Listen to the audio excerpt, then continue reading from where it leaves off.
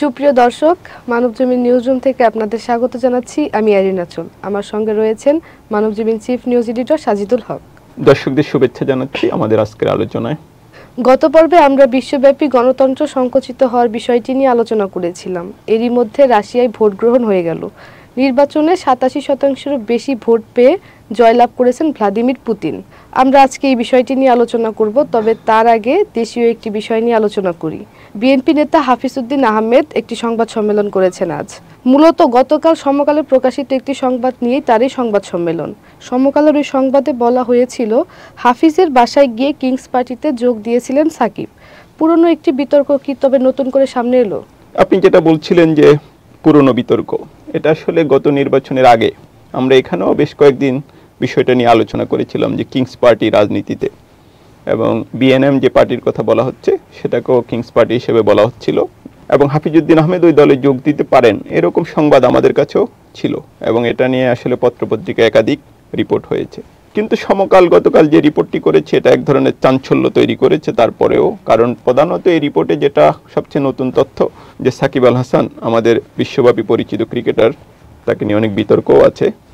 Shakib Al Hasan major হাফিজ সাহেবের বাসায় গিয়ে বিএনএমএতে যোগ দিয়েছিলেন, এবং যেটা বলা হয়েছে যে বিএনএমের কো চেয়ারম্যান হওয়ার কথা ছিল তার, আর চেয়ারম্যান হওয়ার কথা ছিল হাফিজ সাহেবের। এবং হাফিজ সাহেবের যে বনানীর বাসা সেখানে একাধিক বৈঠক হয়েছে এই দল গঠন নিয়ে, এবং রিপোর্টে এটাও বলা হয়েছে যে নির্বাচনে অংশ নেওয়ার জন্য নির্বাচন কমিশন থেকে হাফিজ সাহেব ফর্ম সংগ্রহ করেছিলেন। এটা গেল রিপোর্টের দিক, এবং এই রিপোর্ট প্রকাশিত হওয়ার পর আমরা নানামুখী প্রতিক্রিয়া দেখছি। কিন্তু এখন পর্যন্ত যেটা দেখা গেল যে সাকিব আল হাসান এ নিয়ে কোনো কথা বলেননি। সাকিব কিন্তু এখন শুধু জাতীয় দলের একজন ক্রিকেটারও নন, তিনি একজন জনপ্রতিনিধি এবং তার এলাকার জনগণের ভোটে নির্বাচিত একজন এমপি, এবং আমরা সবাই জানি যে উনি আসলে আওয়ামী লীগে যোগ দিয়ে নির্বাচন করেছেন এবং জয়লাভ করেছেন, এবং নির্বাচনের সময় তিনি কিন্তু প্রচারণা চালিয়েছেন খুব শক্তভাবে। এই ঘটনার পরে যে সাকিবের নীরবতা, এটাও কিন্তু নানা রকম প্রশ্ন তৈরি করে। একজন জনপ্রতিনিধি হিসেবে আসলে এই ব্যাপারে তার ব্যাখ্যা থাকা উচিত। এটা গেল সাকিবের ব্যাপার। আর হাফিজ সাহেবের ব্যাপারটা যেটা আপনি বলছিলেন, অনেকটা একটু দীর্ঘ সংবাদ সম্মেলনই তিনি করেছেন।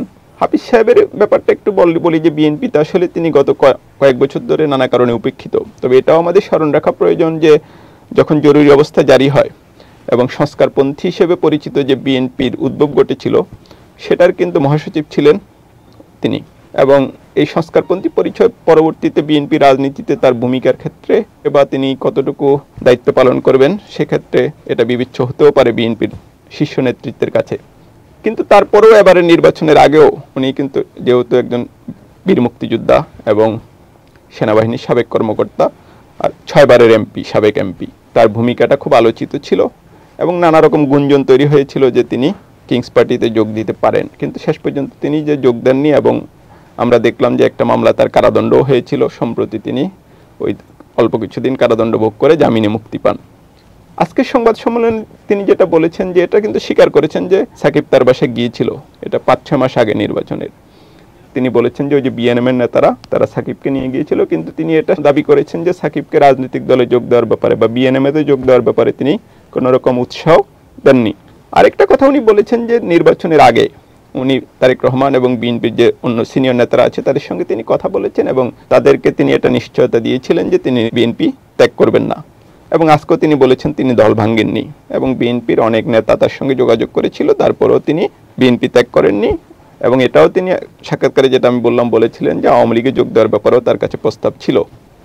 এখন সব মিলিয়ে যেটা দেখা যাচ্ছে যে হাফিজ উদ্দিন সাহেবের যে একটা তৎপরতা ছিল নির্বাচনের আগে সেটা আবারও পরিষ্কার হলো, কিন্তু আবার তিনি শেষ পর্যন্ত বিএনপি ত্যাগ করেননি, এবং আজকেও যেহেতু তিনি বলেছেন যে তার বয়স হয়েছে তিনি আর কখনো দল ত্যাগ করবেন না, সেটাও কিন্তু একটা রাজনীতিতে মেসেজ। কিন্তু এই রিপোর্ট হয়তো রাজনীতির ক্ষেত্রে তার ভূমিকা রাখার সম্ভাবনা হয়তো আরও কমিয়ে দিতেও পারে।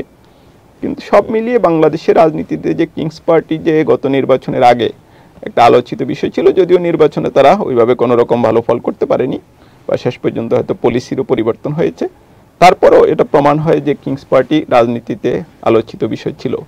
আওয়ামী লীগ বিএনপির এই সংবাদ নিয়ে প্রতিক্রিয়া কি? ওবায়দুল কাদের সাহেব আজকে এই রিপোর্টটা নিয়ে কথা বলেছেন। তিনি যেটা বলেছেন যে রিপোর্টটা মিডিয়াতে তিনি দেখেছেন, তবে এই বিষয়টা তিনি জানতেন না, এবং তিনি যেটা বলেছেন যে নির্বাচনে প্রার্থী হওয়ার আগে সাকিব আওয়ামী লীগের সাধারণ সদস্য হয়েছেন এবং নির্বাচনে অংশ নিয়েছেন।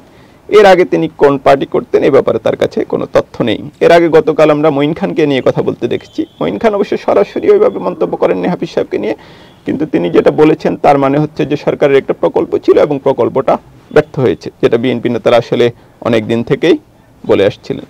ভ্লাদিমির পুতিন টানা পঞ্চমবারের মতো নির্বাচিত হয়েছেন। আমি আগেও বলেছি তিনি 87%-রও বেশি ভোট পেয়ে নির্বাচনে জয়লাভ করেন। তবে নির্বাচনে জয়লাভের পর তিনি তৃতীয় বিশ্বযুদ্ধের হুঁশিয়ারি দেন। রাশিয়ার এই নির্বাচন বিশ্বের জন্য কি বার্তা বহন করে? ভ্লাদিমির পুতিন এবং রাশিয়ার যে নির্বাচন, এ নিয়ে গত 2-3 দিন আমি বেশ কিছু রিপোর্ট পড়ছিলাম। একটা বিষয় যে পরিষ্কার যে ভ্লাদিমির পুতিনের জীবনটা খুবই আকর্ষণীয় এবং ধ্বংসাত্মক, কিন্তু নির্বাচনের বিষয়টা তো আলাদা। যথারীতি নির্বাচনেও তিনি 87%-এর বেশি ভোট পেয়েছেন এবং এটা আসলে এক ধরনের ভোটের নামে মশকরা বলা যায়। কারণ ওই নির্বাচনে আমি এক জায়গায় পড়ছিলাম যে যারা তার প্রতিদ্বন্দ্বী হওয়ার কথা ছিল তারা কেউ মারা গেছেন, কেউ বা কারাগারে আছেন, কেউ বা বিদেশে আছেন, এবং তার যে প্রধান প্রতিদ্বন্দ্বী তিনি মাসখানেক আগে কারাগারে মারা যান। তো আসলে সেখানে কোনো বিরোধী দল ছিল না নির্বাচনে, বা এমন কোনো প্রার্থী ছিল না যে প্রার্থী ভ্লাদিমির পুতিনকে নির্বাচনে চ্যালেঞ্জ জানাতে পারেন। তো এই পুতিনের এই বিজয় ছিল একেবারেই সবাই ধরে নিয়েছেন তিনি বিজয়ী হবেন এবং যথারীতি তিনি বিজয়ী হয়েছেন। এবং এটাও বলা হচ্ছে যে ভ্লাদিমির পুতিন রাশিয়ার ইতিহাসে সবচেয়ে বেশি সময় শাসন করা শাসকে পরিণত হতে যাচ্ছেন। এবং এটাও আমি সংবিধান সংশোধন করে উনি এমন একটা ব্যবস্থা করে রেখেছেন যে 2036 সাল পর্যন্ত চাইলে উনি সেখানকার প্রেসিডেন্ট থাকতে পারবেন, উনি যদি ততদিন বেঁচে থাকেন। আর নির্বাচনে তার হারার আসলে সে অর্থে কোনো সম্ভাবনা বা প্রশ্ন নেই। এই নির্বাচনে জয়ী হওয়ার পর তিনি যে কথা বলেছেন, দুটা কথা খুব গুরুত্বপূর্ণ বলতে একটা কথা খুব মশকরা আমি বলতে পারি। উনি যেটা বলেছেন যে পশ্চিমা বা বিশেষ করে যুক্তরাষ্ট্রের গণতন্ত্রের সমালোচনা করেছেন, বলেছেন অনেক পশ্চিমা দেশের তুলনায় তার দেশের ভোট অনেক স্বচ্ছ এবং ওইখানে যেরকম মেইলে ভোটে কারচুপি করা যায়, ভোট কেনা যায়, সেটা তার দেশে সম্ভব না।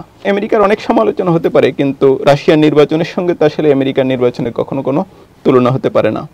তো আমি যেটা বলছিলাম এটা আসলে পুতিনের এটা কৌতুক বলেই আমরা ধরে নিতে পারি।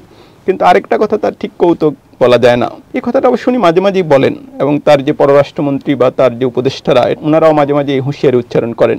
কিন্তু কথাটা খুব ভয়াবহ যে রাশিয়া কিন্তু সামরিক দিক থেকে খুবই শক্তিশালী রাষ্ট্র এবং পারমাণবিক ক্ষমতাধর। পুতিনের মতো মানুষ যখন বিশ্বযুদ্ধের হুঁশিয়ারি দেন সেটা আসলে খুবই হালকাভাবে নেওয়ার বিষয় না। কিন্তু এই সাক্ষাৎকারে পুতিনের কথাটা আমি অনুবাদ পড়ছিলাম, এটা আসলে খুবই ভয়াবহ কথা। উনি যেটা বলেছেন যে ন্যাটো ও রাশিয়ার সরাসরি সংঘাতে জড়ানোর মানে হলো এই গ্রহ তৃতীয় বিশ্বযুদ্ধ থেকে মাত্র এক কদম দূরে। এই যে বিশ্বযুদ্ধের হুঁশিয়ারি, এটা পুতিন ইউক্রেন হামলার পর থেকে মাঝে মাঝে দিচ্ছেন, আবার আগেও আমরা তাকে এই ধরনের হুঁশিয়ারি উচ্চারণ করতে দেখেছি। কিন্তু ওই যে সোভিয়েত ইউনিয়নের পতনের পর সারা বিশ্ব যে একটা এককেন্দ্রিক পৃথিবীতে পরিণত হলো এবং মার্কিন যুক্তরাষ্ট্র যেটা বলছিল সেটাই হচ্ছিল, সেই একটা পরিস্থিতিতে যে পুতিন বাধা দিলেন এবং অনেক ক্ষেত্রে আমেরিকাকে চ্যালেঞ্জ জানাচ্ছেন, এটা অনেক অনেক জায়গায় পুতিনের জনপ্রিয়তাও বাড়িয়ে দিয়েছে, এটাও সত্য। আপনি যে বলছিলেন যে পুতিনের জীবন অনেকটা নাটকীয়, সেটা কেমন? পুরো জীবনটাই আসলে তার নাটকীয়, এবং কখনো কখনো আসলে আমি বিবিসিতে তাকে নিয়ে একটা রিপোর্ট পড়ছিলাম। এটা পক্ষে বিপক্ষে বলার বিষয় নয়, কারণ আমরা তো দেখছি যে তিনি ইউক্রেনে কীভাবে নির্বিচারে মানুষ হত্যা করছেন, এবং মানুষ হত্যার পিছনে আসলে পৃথিবীতে কোনো যুক্তি গ্রহণযোগ্য না, কারণ মানুষের জীবন হচ্ছে সবচেয়ে মূল্যবান। এখন পুতিনের যে জীবন সেটা, এবং ইউক্রেনে হামলা চালালেন বা যুদ্ধের পক্ষে যে তিনি নানা বক্তব্য দেন, এগুলি কিন্তু একটা মিথ উনি দাঁড় করানোর চেষ্টা করেন। আমি যেটা বলছিলাম যে তার জীবন নাটকীয়, আকর্ষণীয় এবং ধ্বংসাত্মক। ছোটবেলা লেনিনগ্রাদে তিনি বড় হয়েছেন এবং সেখানে হামলায় তার ভাই নিহত হয়েছেন। এবং যেটা আমি বলছিলাম বিবিসির যে রিপোর্ট, সেই লেনিনগ্রাদের বড় হওয়ার বিষয়টা তিনি তার একাধিক সাক্ষাৎকারে সেটা নিয়ে কথা বলেছেন। যেমন এক জায়গায় তিনি বলেছেন যে ওই লেনিনগ্রাদের বাড়ির সিঁড়িতে একটা ইঁদুর আটকা পড়েছিল, সেই স্মৃতি স্মরণ করে 2000 সালে একটা সাক্ষাৎকারে তিনি কথা বলেছিলেন। এবং 2000 সালটা কখন? তখন কিন্তু তিনি মাত্র প্রেসিডেন্ট নির্বাচিত হয়েছেন, এবং তার যে শাসন রাশিয়াতে ইতিহাসে অন্যতম দীর্ঘ শাসন, সেটা শুরু হয়েছিল 2000 সালে। ওই সাক্ষাৎকারে পুতিন বলেছিলেন যে ইঁদুরটির কোথাও যাওয়ার জায়গা ছিল না, ইঁদুরটি যে প্রতিকূল পরিস্থিতির মধ্যে ছিল তার সঙ্গে নিজের তুলনা করেন তিনি, বলেন সেখান থেকে আমি কোণঠাসা হওয়ার বিষয়টি কেমন সে শিক্ষাই পাই। এটা ইঁদুর আটকা পড়লে সে কী করতে পারে এবং মানুষ হিসেবে পুতিন কী করতে পারেন সেটার উনি ব্যাখ্যা দিচ্ছিলেন। এবং তার ছোটোবেলাটা উনি তার সাক্ষাৎকার থেকে কোট করে বিবিসি যেটা বলেছে যে উনি একটু গুন্ডা প্রকৃতির মানুষ এবং প্রায়শই নানা রকম মারামারিতে জড়াতেন, সে বর্ণনাও আছে। ওই সাক্ষাৎকারে 2015 সালের একটা সাক্ষাৎকারে তিনি একটা কথা বলেছেন, এটা আমার কাছে সবচেয়ে গুরুত্বপূর্ণ মনে হয়। এবং পুতিনের আসলে সারা জীবন বা এখনকার যে বিশ্ব রাজনীতিতে তার যে ভূমিকা, সে ক্ষেত্রে ওই কথাটা খুব গুরুত্বপূর্ণ। তিনি বলেছেন যে অর্ধ শতাব্দী আগে লেনিনগ্রাদের পথ ঘাট আমাকে একটি নিয়ম শিখিয়েছে, আর তা হলো যদি দেখো লড়াই করা ছাড়া তোমার কোনো উপায় নেই, তাহলে প্রথমেই আঘাত হানো। এবং আমরা দেখলাম যে পুতিনের যে জীবন এবং তার যে মানে ইউক্রেন হামলা বা বিভিন্ন যুদ্ধে জড়িয়ে পড়া, এক্ষেত্রে উনি যে মিথ তৈরি করছেন এবং হামলাকে যে ন্যায্যতা দেওয়ার একটা রাস্তা খুঁজছেন, সেক্ষেত্রে তিনি ওই তার শৈশবের জীবনের এসব কথাবার্তা আনার চেষ্টা করেছেন। এবং পুতিনের জীবনে আরেকটা বিষয় হচ্ছে উনি কিন্তু আইন শাস্ত্রে পড়ালেখা করেছেন এবং সোভিয়েত ইউনিয়নে এটা মনে করা হতো যে যারা আইনশাস্ত্রে এরকম উচ্চতর ডিগ্রি নেয় তারা হয়তো গোয়েন্দা সংস্থা একসময় কাজ করবে, এবং কেজিবিতে তিনি দীর্ঘদিন কাজ করেছেন এবং সোভিয়েত ইউনিয়নের পতনটা দেখেছেন। তো এই সব পরিস্থিতি মিলে আমরা দেখলাম যে ভ্লাদিমির পুতিনের এই যে সারা বিশ্বব্যাপী এখন যা তার যে অবস্থান, ইউক্রেন যুদ্ধ বা নানা যুদ্ধ, মধ্যপ্রাচ্য সংকট, নানা ভূমিকায় ওই লেনিনগ্রাদের যে জীবন সেটাকে তিনি বারবার টেনে আনার চেষ্টা করছেন এবং রাশিয়ার যে প্রভাব সারা পৃথিবীতে সেটা তিনি ফেরানোর চেষ্টা করছেন। কিন্তু যেটা আমরা দেখছি যে তিনি একটা অন্যায্য যুদ্ধতে জড়িয়েছেন এবং ইউক্রেনের সাধারণ নাগরিকরা অনেকেই এই হামলায় জীবন দিচ্ছে। এটা আসলে খুবই দুঃখজনক এবং বেদনাদায়ক। তবে পুতিনের এই বিজয়, যেটা আপনি একটু আগে বলছিলেন যে গণতন্ত্রের জন্য কোনো শুভ খবর নয় বা ভালো খবর নয়, মানে গণতন্ত্র যে অনেক দেশে আসলে কেবল একটা শব্দগুচ্ছ এবং এটার যে আসলে কোনো কার্যকারিতা নেই অনেক পৃথিবীর বেশিরভাগ দেশেই এখন রাশিয়ার নির্বাচন, সে কথাই আমাদের মনে করিয়ে দেয়। মানবজমিন নিউজ রুম থেকে আজকের মতো এখানেই বিদায় নিচ্ছি। সকলে ভালো থাকুন।